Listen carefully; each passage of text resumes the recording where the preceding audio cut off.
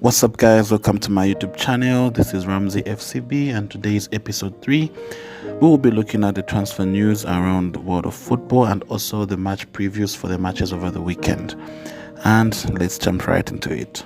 So, it has been confirmed that Victor Roque has been sold back to the Brazilian League to Palmeiras after an argument from both the Federation, La Liga, Real Betis, and also Barcelona and the camp of Victor Roque. So Victor Roque has been sold and has been transferred back to the Brazilian League.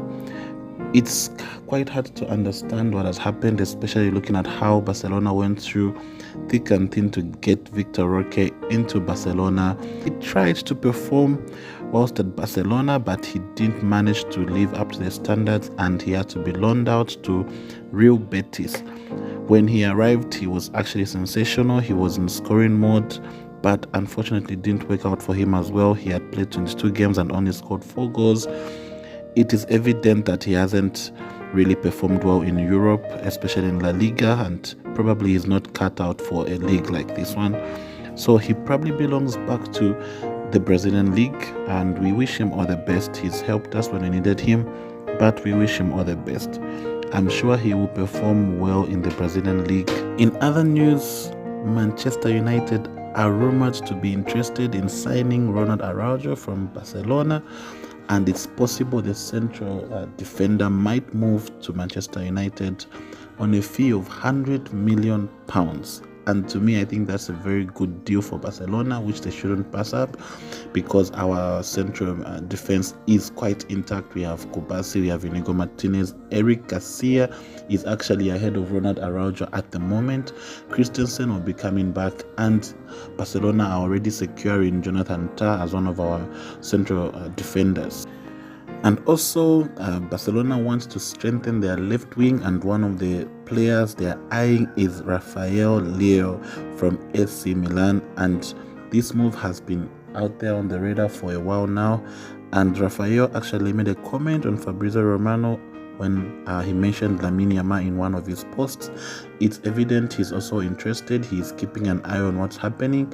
And actually, Barcelona are very much interested in signing him in that left wing, which they really want to strengthen.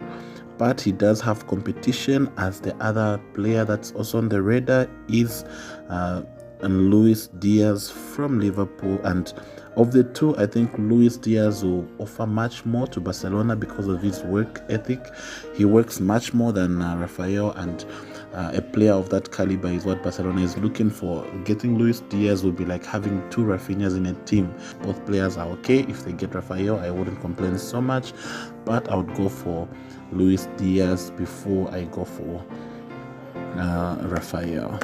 In other news, Neymar's agent wants Neymar back at Barcelona as a free agent in June, and this news is out there and it's creating waves more and more, becoming stronger and stronger.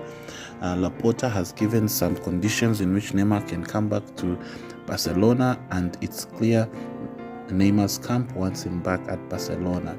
Other person that has been rumored to join Barcelona in this summer is none other than Lionel Messi, who is currently running his contract through at Inter Miami, and he might want to join Barcelona. Messi is on record saying that he can't retire from football without playing in the new Camp Nou. But let's face it, guys, having Neymar and Messi both back at Barcelona might not be possible, and even if it were, might not be as beneficial as we think it is. Barcelona has a very young squad that is coming up, and bringing in these big guns will just bench the young boys. I would think if I were to choose one of them, I would rather go for Messi, but I really think Messi might come back to the Camp Nou, maybe as a friendly match between Barcelona and Inter Miami, as opposed to a transfer from Inter Miami to Barcelona. And now in transfer news from other clubs, Real Madrid have definitely an eye on strengthening their defense, and obviously Trent Alexander-Arnold is among the top player they want to sign. Of course, there's also rumors that they would want to sign William Saliba. They would also want to sign Alphonso Davies and Jamal Musiala, but Alphonso Davies and Jamal Musiala most likely are staying at Bayern because they want to extend their contracts. And Manchester City have finally managed to get Echavini into Manchester City. They had bought him a long time ago. They are waiting for him to finish off his contract, and also now that it is done, he has arrived at Manchester City and ready to play. It is clear that Manchester City are building up a squad that most likely will dominate European football in the next 2-3 years from now. They might not perform as expected just now, but definitely they will do very well because it's a young squad, very talented players, especially Shaviri. Very talented Argentine, has made waves even in the under 20 games that they were playing. He scored a lot of goals. His skill is just impeccable, and he will be a very good addition to Manchester City. Moving on to the match previews for the games that we have over the weekend. Starting with Serie A, we have a belter of a game. It is a clash of titans, first against second in Serie A, of which Inter Milan looks like will edge the win over Napoli. They have played a number of games and Inter Milan has won 81 and only drawn 44 of them, of which Napoli has only won 52. So this game will be very good, very nice, and it looks like Inter Milan will be able to edge it against Napoli. The Italian league is quite unpredictable right now. This one takes the lead, the other one takes the lead, just like La Liga. So it will be very interesting to see what happens in this big game for the title race. And in La Liga, we have very big matches coming up over this weekend. Real Madrid are playing against Real Betis, and Atletico de Madrid are playing against Athletic Bilbao. Barcelona are playing against Real Sociedad, and all these games are tough games. And it looks like one of the top 3 guys or the top 4 guys will definitely drop points over this weekend.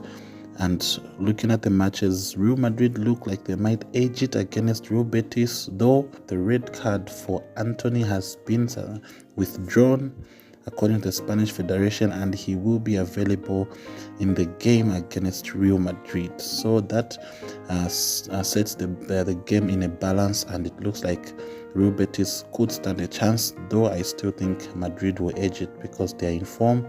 Their players are playing well. Mbappe is scoring. Vini is doing good. So Madrid look like they'll edge it over Real Betis, but it will be a very tough game for them. Barcelona against Real Sociedad will also be a tough game. Remember the last time we played against Real Sociedad, they beat us by 1-0. And that was the start of our bad run in La Liga. When they beat us, we had gone 6 games without a win, and then we won 1. Again, we lost to Atletico Madrid, and it was a very bad run for us. So now we are in form, we are looking good. I think we can get a win against Real Sociedad, but it won't be an easy game. And now here are my predicted results for the weekend according to Panthers Arena. Panthers Arena has very good predictions. Usually most of his predictions tend to pay out very well. For those of you interested, I have put them at the end. Alright, so that's it for this episode. Ramsey FCB, please like, share and subscribe, and let other people also share and subscribe to my videos. We'll see you in the next one, and as always, Visca Pasa.